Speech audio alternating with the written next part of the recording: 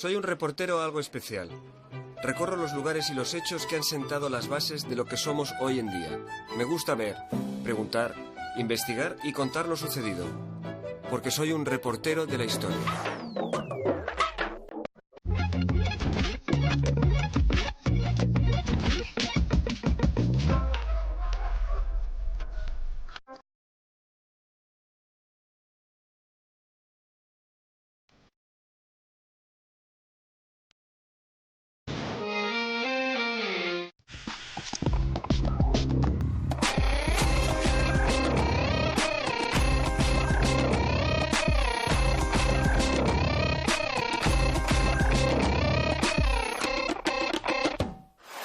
Si hay algo móvil y cambiante en la historia, son las fronteras.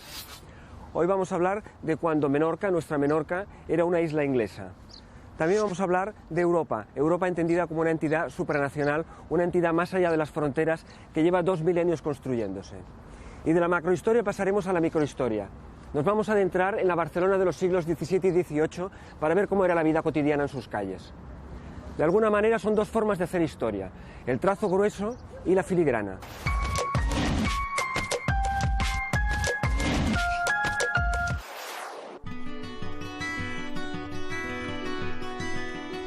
Había llegado a la plaza, con sus magníficos árboles y las grandes escaleras gemelas que descendían, describiendo curvas hasta el muelle, conocidas por los marineros británicos desde hacía 100 años como Pigtail Steps. Estamos en el puerto de Mahón, en Menorca, en estas escaleras que son uno de los elementos característicos de la ciudad y que se las conocía como las escaleras de los pigtails, las escaleras de los coletas de cerdo, que es la forma en que los locales denominaban a los marinos ingleses, y a los marinos y a los oficiales de la Armada inglesa que en el siglo XVIII ocuparon la ciudad y dominaron el puerto. Precisamente es aquí, en Mahón, donde empieza una de las grandes sagas narrativas más populares del siglo XX, la serie de Capitán de Mar y de Guerra, de Patrick O'Brian, que ha dado pie a la película, la famosa película Master and Commander. Los dos protagonistas se conocen aquí, en el puerto de Mahón, durante una velada musical. Es curioso porque uno se plantea que qué hacían los ingleses aquí.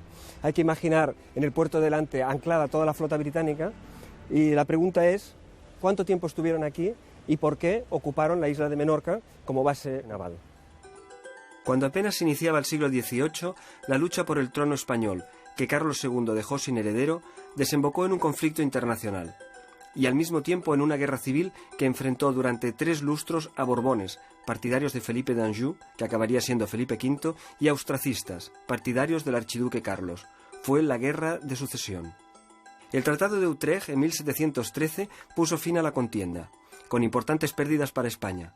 Tuvo que ceder, entre otras posesiones, el Peñón de Gibraltar y la isla de Menorca a los ingleses.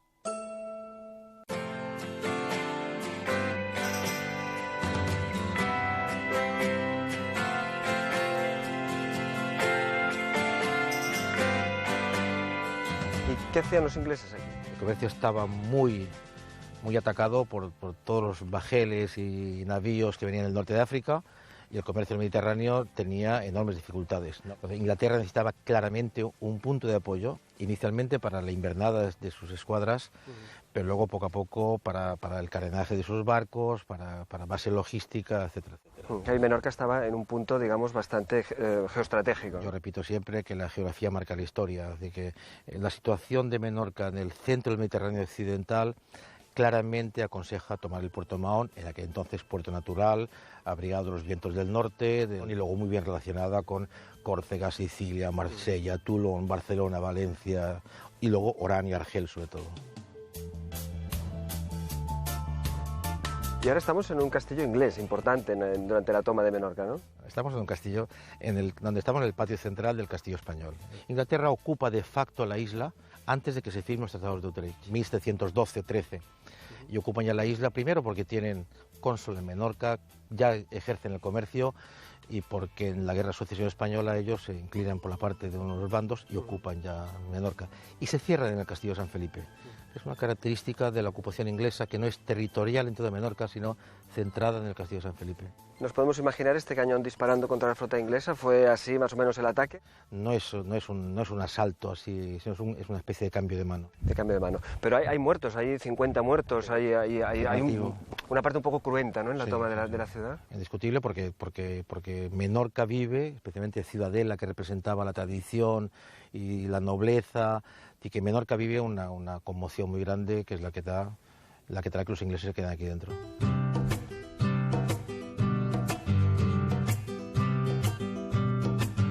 Esto es la iglesia del fuerte. Aquí se había dicho que había estado enterrado Richard Kane, el famoso gobernador.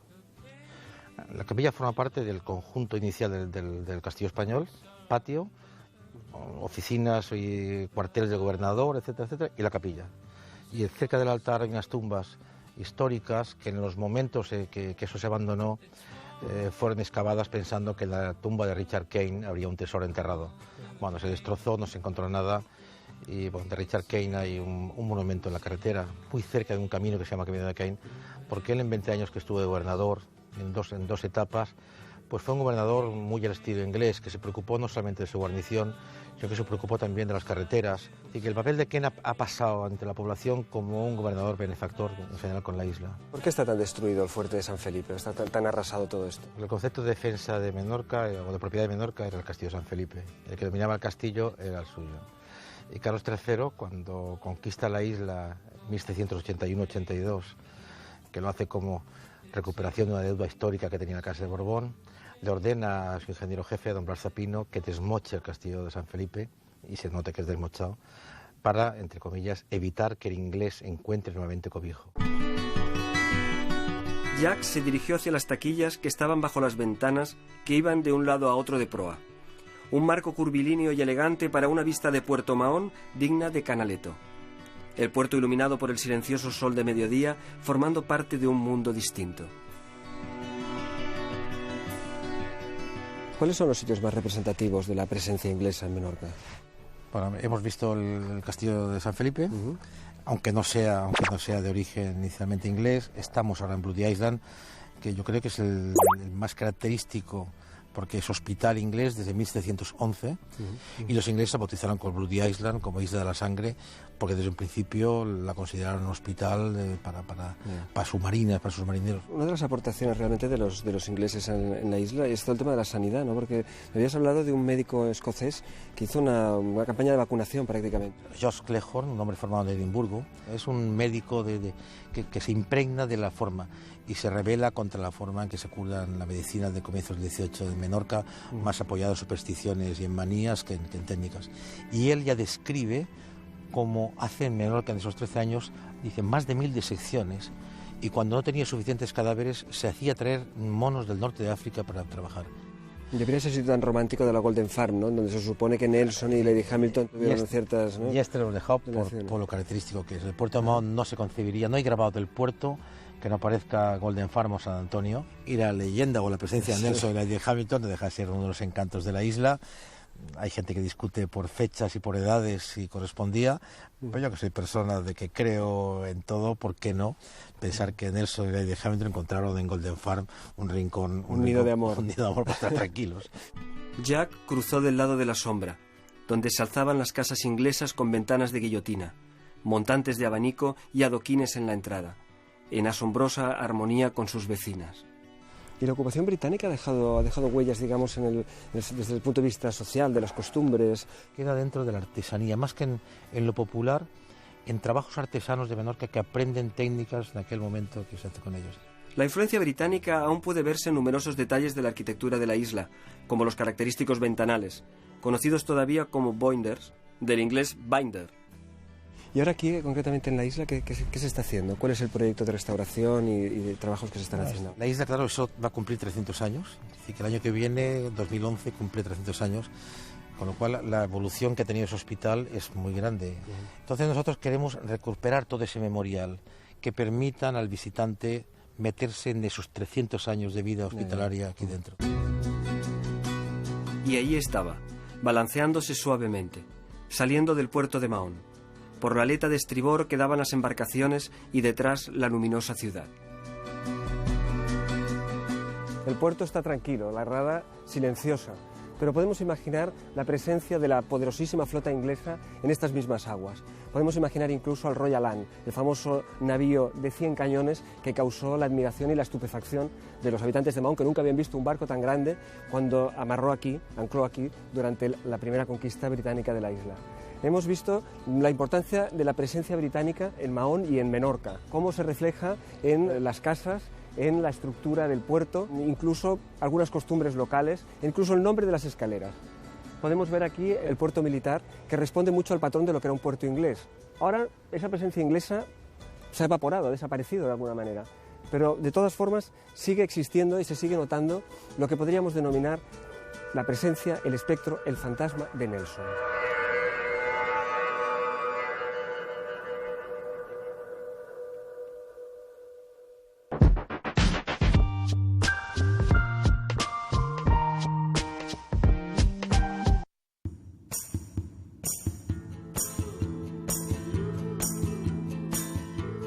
Además de historiador, Albert García Puig es arquitecto, un dato que explica su dedicación al espacio como instrumento para conocer la historia. García Puig tiene otra pasión, la Barcelona de los siglos XVI al XVIII. Su último y premiado libro, La ciutat del Born, es un minucioso relato de la vida cotidiana, usos, costumbres, ocios, negocios, vicios y virtudes de la gente que habitaba en el Borne, antes casi toda la ciudad, hoy un espacio de moda y visita obligada en Barcelona. ¿Qué hace tan especial el Born? Bueno, tenemos un lugar excepcional aquí en Barcelona, que es el antiguo mercado del Born. ¿Qué es lo que hay allí dentro que lo hace este lugar tan especial? Realmente es excepcional, como dices, porque normalmente los edificios están en la ciudad y no la ciudad está dentro del edificio. Yo diría, si se me permite, que debe ser el único edificio del mundo que tiene una ciudad dentro. ¿Qué ha pasado para que un gran edificio del último tercio del siglo XIX, de hierro y vidrio, conserve dentro esa ciudad o ese fragmento de ciudad? Bien, pues en 1714, después de la Guerra de Sucesión, se derribó una parte muy importante de la ciudad de Barcelona para construir la ciudadela y hacer la explanada que la rodeaba. Se derribaron 1000 casas, algunas de esas casas están en ese fragmento. Con el tiempo allí se hizo primero un paseo, después finalmente este mercado, después se excavó dentro del mercado para, en principio, construir una biblioteca y apareció lo que apareció, que son estos 8.000 metros cuadrados de un fragmento importante de la ciudad. ¿Era una ciudad colorista? ¿La gente vestía de una manera alegre? ¿Era una ciudad bulliciosa? Sí, es una pregunta interesante y divertida al mismo tiempo, porque en efecto, esta misma idea de decadencia y de tristeza, pues se podría llegar a pensar, incluso se ha llegado a pensar, que todo era triste. Y al revés, precisamente durante todo el siglo XVII, en la indumentaria de los barceloneses, en general en Cataluña, se incrementó muchísimo, pero muchísimo, el número de colores presentes en el vestido, de los adornos, etcétera, y por lo tanto, mucho más que ahora, porque ahora somos muchísimo más grises. ¿A qué olería la ciudad? Evidentemente no olería a gasolina. Yo diría que había los olores de los productos que se vendían en la calle y los sonidos también, los productos de las industrias que trabajaban, por ejemplo, el curtido, por supuesto que debía producir olores, y la acequia condal, que es la que servía como acequia industrial, por así decirlo, pues también llevaba sus correspondientes olores industriales, que no debían ser maravillosos. ¿Era una ciudad limpia? ¿Era una ciudad con sus sistemas de recogida de basuras, con sus conducciones de aguas sucias y tal? Barcelona era especialmente limpia, tenía un sistema de cloacas muy eficaz y muy amplio para lo que era el periodo. Pero en general este aspecto de aguas residuales, digamos, estaba muy bien resuelto y hay que reconocer que casi es el primer aspecto a resolver en una ciudad. Casi estos desechos es casi el problema mayúsculo en una ciudad del periodo. Eso estaba bien resuelto. En cambio, como podemos entender fácilmente, la ducha no era cero abundante. Esto se paliaba también en cierta forma, o en bastante manera, perfumes, ¿no? con los perfumes, que eran importantísimos. Entonces, eso derivaba en las clases más acomodadas en una cantidad enorme de elementos, muchos de ellos riquísimos, de plata y de oro, que se llamaban de olor. Y desde el punto de vista del ocio, ¿cómo era la vida en la ciudad? el ocio y el juego en concreto tenían un papel absolutamente primordial. Era una especie de aceite que engranaba la maquinaria urbana. Y ahora que ganamos tantas Copas Davis, no está de más saber que ya desde principios del siglo XVII, incluso un poco antes, en Barcelona se jugaba a una modalidad de tenis y despertaba un entusiasmo, y a otras modalidades de juego con pelota. Este era el juego de la pelota, el jeu de paume francés, que se jugaba aquí con auténtico delirio, y no, como en Francia, las clases más acomodadas, los nobles cercanos al rey, sino absolutamente el pueblo llano, totalmente. Esa ciudad, de todas formas, muestra testimonios de la guerra, ¿no? Creo que en algunas casas se han encontrado incluso balas de cañón, ¿no? Era una ciudad en la que hay un recuerdo de la guerra, ¿no? También. Sí, absolutamente, porque hay una contradicción dramática entre esta ciudad muy activa económicamente, activa culturalmente, conectada perfectamente con el resto del mundo, hizo, lógicamente, que cada una de las casas quedara afectada, muchas de ellas del todo derruidas, etc. Por lo tanto, efectivamente, en el mismo yacimiento del Born se han encontrado muchos de estos proyectiles.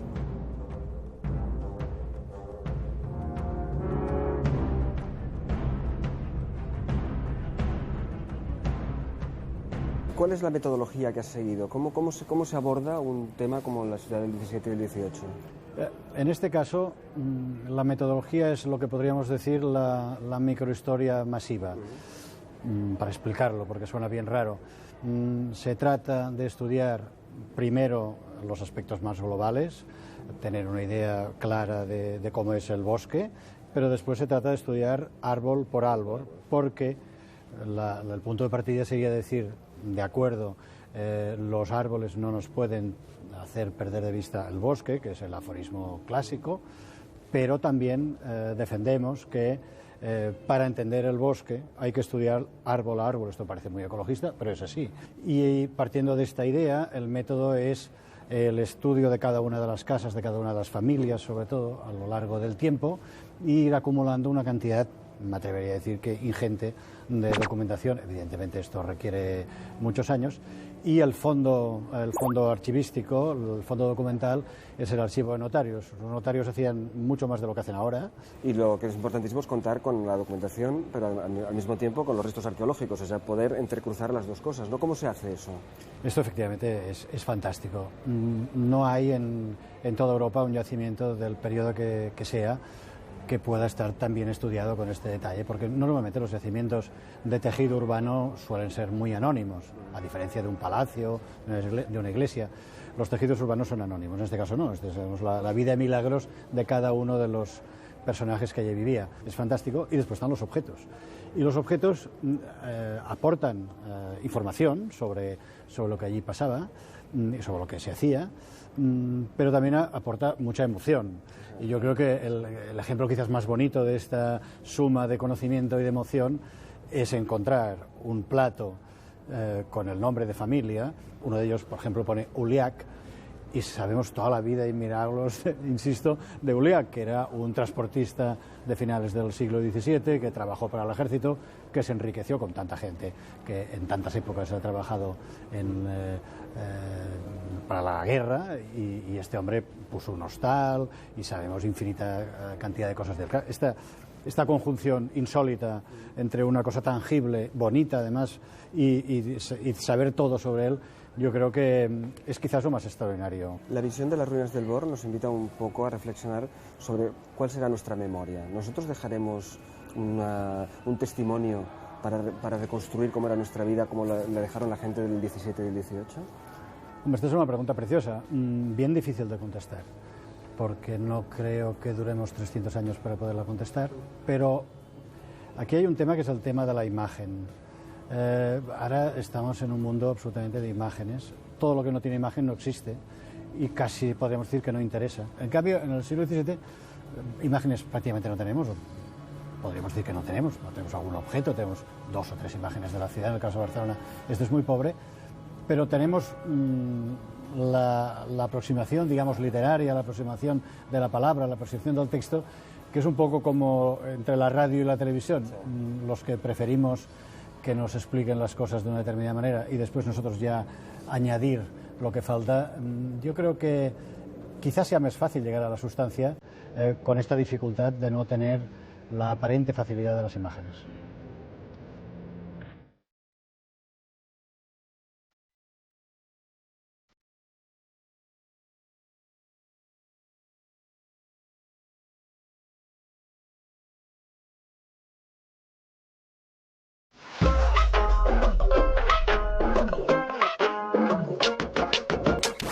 En general sabemos poco de historia, sabemos poco de nuestra propia historia de España, quiero decir ya de la historia de Europa. Y sin embargo la historia de Europa, a pesar de parecernos algo alejado, externo, es una parte importantísima de nuestra vida, de nuestra existencia. La historia de Europa es nuestra historia. Hoy vamos a sumergirnos en la historia de Europa a través de una serie de documentos excepcionales de la Biblioteca Nacional, que cumple precisamente 300 años. Lo vamos a hacer hablando con el historiador Carlos Martínez Xou, uno de nuestros historiadores de cabecera, y con la comisaria de la exposición, que es Marina Alfonso. Hay de todo porque hemos querido representar literatura, arte, ciencia, filosofía, creación musical, creación artística. También hay un espacio dedicado a esto, y pensamiento político, obviamente, que va a animar también a esta construcción de Europa. La exposición la ha realizado la Biblioteca Nacional y la Sociedad Estatal de Conmemoraciones Culturales, con motivo de la presidencia española de la Unión Europea durante el primer semestre de 2010. Sugiere un recorrido por las principales señas de identidad de Europa a través de piezas significativas de los ricos fondos de la biblioteca, entre ellos algunos de gran valor. Y no sé si te has dado cuenta que en una de las vitrinas, junto al Capital y a Dios y el Estado de Bakunin, sí, pues tenemos la opereta, sí. El Conde de Luxemburgo. Porque bien, todos los europeos no tienen que ser ni sesudos y comprometidos, utópicos, ni todos tienen que ser frívolos. Entonces esa unión de la frivolidad con el compromiso social pues están aunados, y al mismo tiempo el comienzo del siglo XX es la conquista del ciudadano de a pie, no solo de las élites. Europa se asocia a un legado milenario, a la libertad, la revolución, los derechos humanos, la industria, la ilustración, el arte. Un mundo en construcción más allá de las fronteras y los mapas, siempre variables. Pero, ¿hay una idea de Europa antes de que se complete la geografía?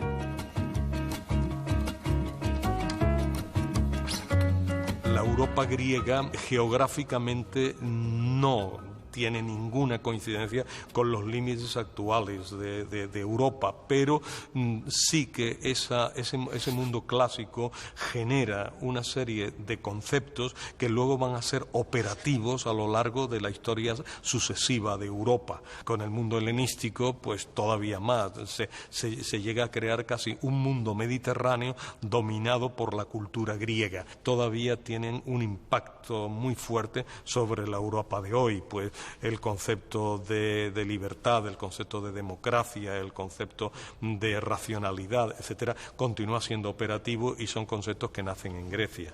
¿Cómo se articula un poco la dicotomía entre esa Europa mediterránea y lo que sería la Europa hiperbórea, la Europa nórdica? A partir de Roma asistimos al ensanchamiento del Imperio Romano con sus estructuras políticas, militares, institucionales, incluso de expansión de las obras públicas, de creación de mercados, de unidad entre las diversas tierras del imperio por los intercambios. Pues en ese sentido, por esas ideas, Roma es seminal para el concepto político de Europa, cosa que en Grecia no ocurría. Lo único que uno no entiende nada de la literatura romana o nada del arte romano si no piensa primero en Grecia. Es decir, se ha hablado siempre de una captura de la cultura del pensamiento romano en buena parte por Grecia. Es decir, se impone más lo griego sobre las raíces que podrían ser italianas o etruscas o tal, se imponen más. Y ahí ya sí que hay un embrión claro de una Europa política. Desde los grandes filósofos griegos que ya plantearon las preguntas capitales hasta las vanguardias artísticas de nuestros días, Europa ha sido el motor del pensamiento que ha cambiado el curso de la historia. Pero tiene también su lado oscuro y siniestro, su vertiente trágica de campo permanente de batalla. La guerra ha sido, por desgracia, una constante y la exposición lo recuerda con las últimas, las peores.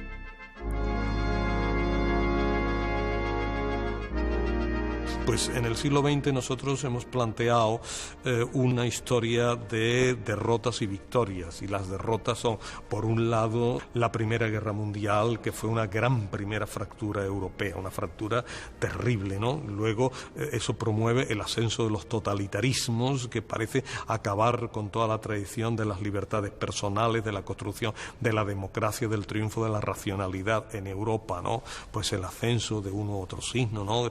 De personajes al frente de Estado, como podrían ser Mussolini, Hitler, Franco, Stalin, pues parece representar, ¿no? el fracaso de Europa. Eso es seguido de la Segunda Guerra Mundial, que es una guerra devastadora, ¿no? Con millones de muertos, con destrucciones sistemáticas, hecho por uno y otro bando. Eso para nosotros es el gran momento del suicidio de Europa. Por eso esa primera mitad del siglo XX es tan trágica y tan espantosa.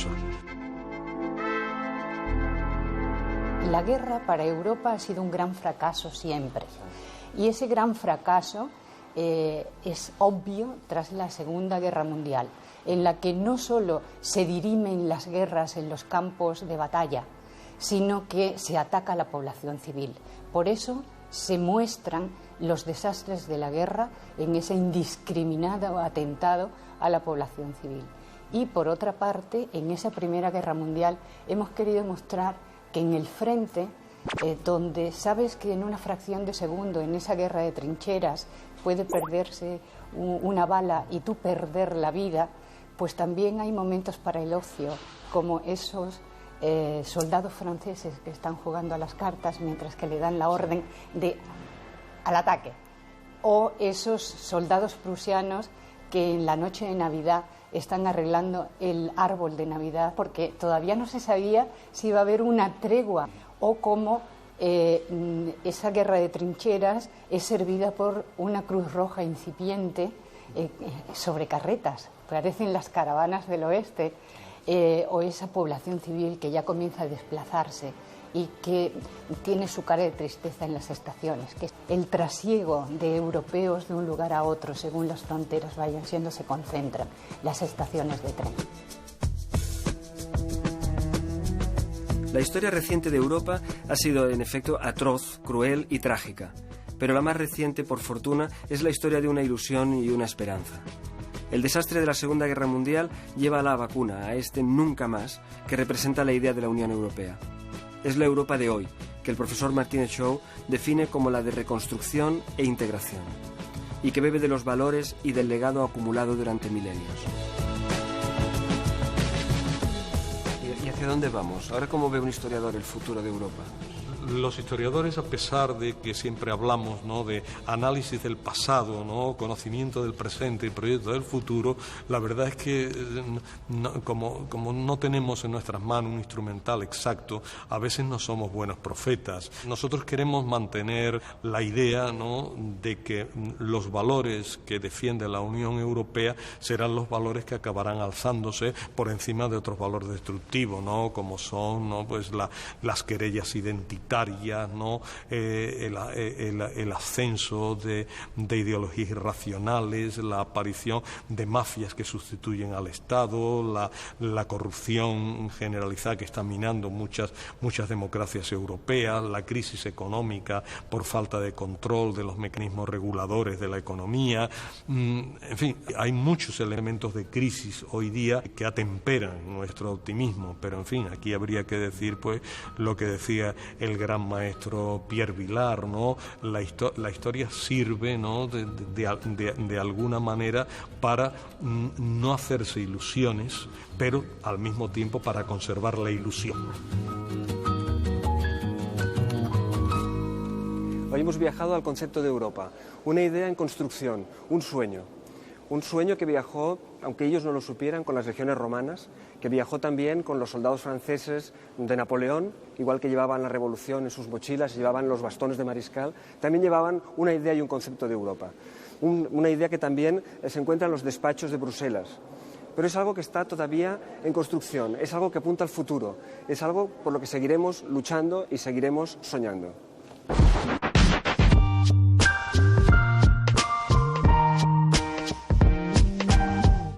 ¿Existieron los caballeros andantes o son una pura invención literaria?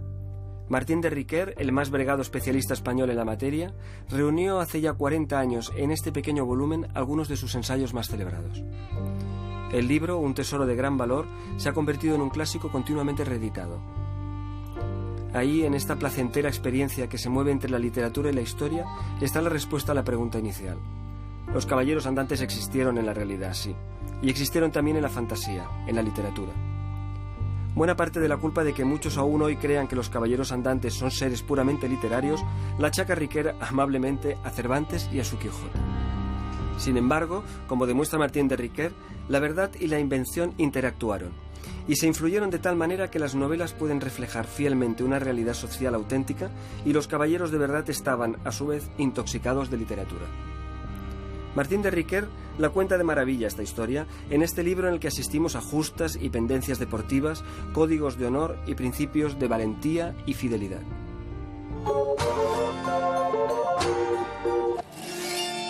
A través de las novelas náuticas ficticias de Patrick O'Brian nos hemos aproximado a la historia real de Menorca.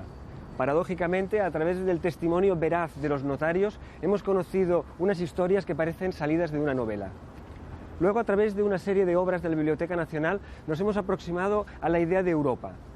Europa, una ilusión, una esperanza, pero también una realidad. Europa que es parte de una historia que estamos haciendo todos.